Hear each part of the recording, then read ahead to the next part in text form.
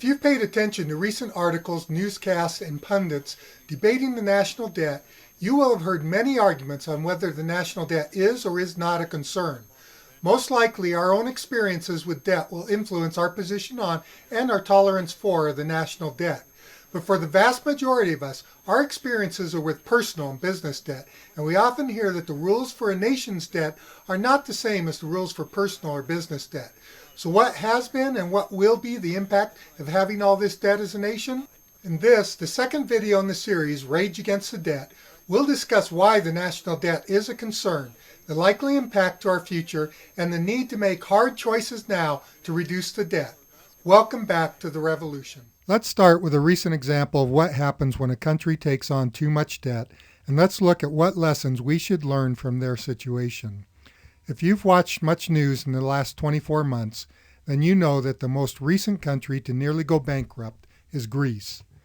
Less than 20 years ago, Greece had a bright future. It was about to join the European Union and benefit from membership in a large, developed, successful marketplace. Greece's economy was on a steady upward climb, as can be seen in this graph of Greece's GDP. In 2001, Greece joined the European Union and its growth shot up at an even faster pace. Greece's government had been spending more than it received in revenue for years and had a pretty high debt load. Greece's national debt was close to 100% of its GDP in the late 1990s. By 2008, the debt was approaching 120% of GDP. In actual dollar terms, Greece's debt was growing rapidly, from $150 billion in 2000 to over $400 billion by 2008. But the rapid growth in GDP during this time meant that the debt as a percent of GDP had only grown by about 20 percentage points, while the amount in actual dollars had more than doubled. Greece got another big benefit from joining the European Union, the use of the euro as its currency and lower interest rates. The rate for government borrowing dropped to a fraction of what it had been before, and that meant that the government could borrow more money and still pay less in interest each year. Greece could incur ever-increasing budget deficits as government spending quickly increased as a percent of GDP, while government revenues remained flat to GDP. The budget deficit grew from a few percentage points of GDP in 2000 to around 15% by 2008. From 2000 to 2008, spending on social programs, fueled by cheap borrowing, shot up at unsustainable rates. But more money was easy to get, and no one seemed to mind. It was the best of all worlds for Greece. The economy was solid. The government could borrow more and more money to fund programs and meet its budget deficits and still pay relatively low interest cost. Unfortunately, good times don't last forever. In 2008, a major financial crisis hit the United States and sent the economy into a recession. The recession quickly spread from the U.S. to Europe and on to Asia. The global economy entered the Great Recession, rocking the economies of most countries. GDP dropped dramatically. Unemployment rates soared. In Greece, the nation's GDP dropped just as fast as it had risen in the prior decade. By 2015, Greece's GDP had decreased by over 40%. Unfortunately, the debt doesn't decrease with the economy, and the debt to GDP ratio was now 180%. To make matters worse, lenders had legitimate concerns about Greece's ability to pay their loans, and Greece's interest rates soared, along with the interest due. The creditors wanted their money back, and yet Greece still needed to borrow more money to meet its government obligations. Greece had no choice but to oblige the austerity demands of its creditors in order to get additional loans. Greece cut spending in the military by reducing military wages by 40% and the total defense budget by 29%. They reduced payments for pensioners, a program similar to our Social Security, by about 25%, and they raised taxes. Unemployment in Greece went from 7% to 25% as the economy reeled from both the austerity measures and the global recession. Lower pay, higher unemployment, more taxes, larger debts.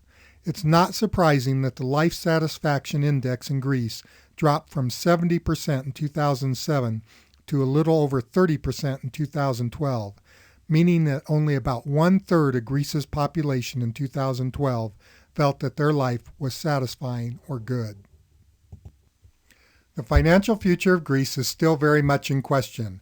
Many experts do not see any way for them to pay back the debt, so the best outcome may be to simply pay interest in perpetuity. In any case, the citizens of Greece will now have decades to pay for their past indulgences. For Greece, it will mean decades of higher interest costs, slower economic growth, fewer social programs, reduced defense expenditures, and higher taxes. Now, I'm sure that many will say Greece is not the United States, and that is correct in more ways than one. But the point is this: debt generally becomes a problem when something unexpected happens. For individuals, it can be a medical crisis or the loss of their job or a natural disaster. It takes them from living on the edge into a free fall down a dark financial abyss.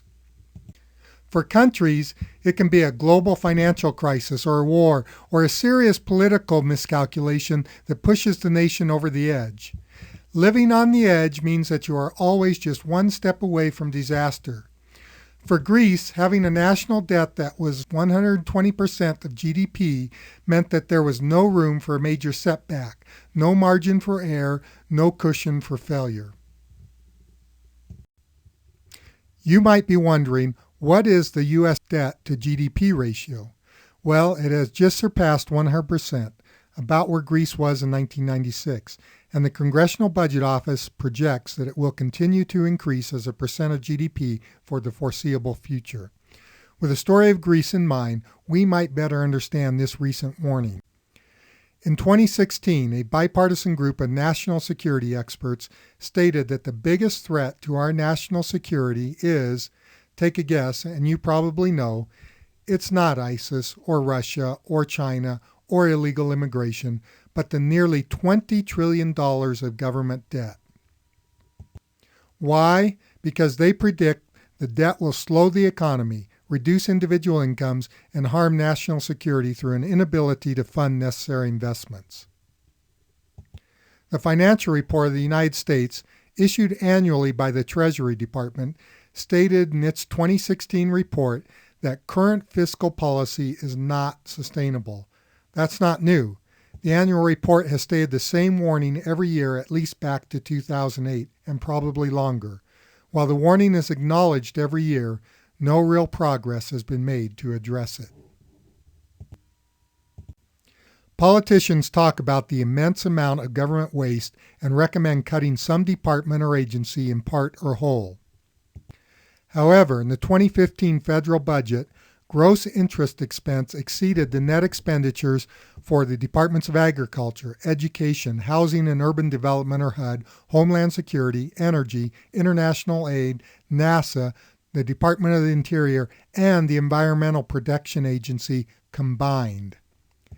And we can add on the Departments of State, Commerce, and Justice, and still be less than the gross interest on the national debt. The Social Security Board of Trustees reports that Social Security is incurring negative cash flows and will run out of money in 17 years. They recommend that Congress increase taxes or reduce benefits in order to prevent bankruptcy.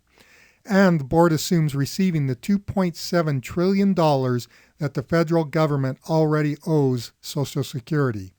That $2.7 trillion only exists as a giant IOU.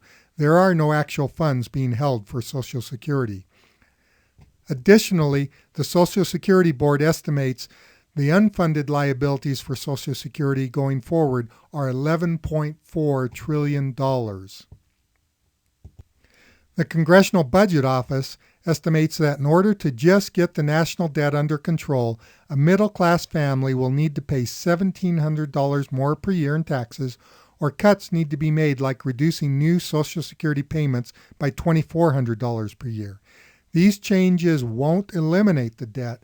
These changes just get it back to recent historical levels. The warning signs are clear. Continuing to ignore them just puts us even closer to the edge and in greater danger when a major shift happens. The time for action is now, not after we've taken a tumble off the cliff. The choices will be hard, and many of them will not be pleasant, but delaying action will result in even greater hardship and suffering for the next generation. Sadly, if we don't act quickly, hardship and suffering for our children may be a best case scenario. I hope that you'll join us for the next segment of Rage Against the Debt.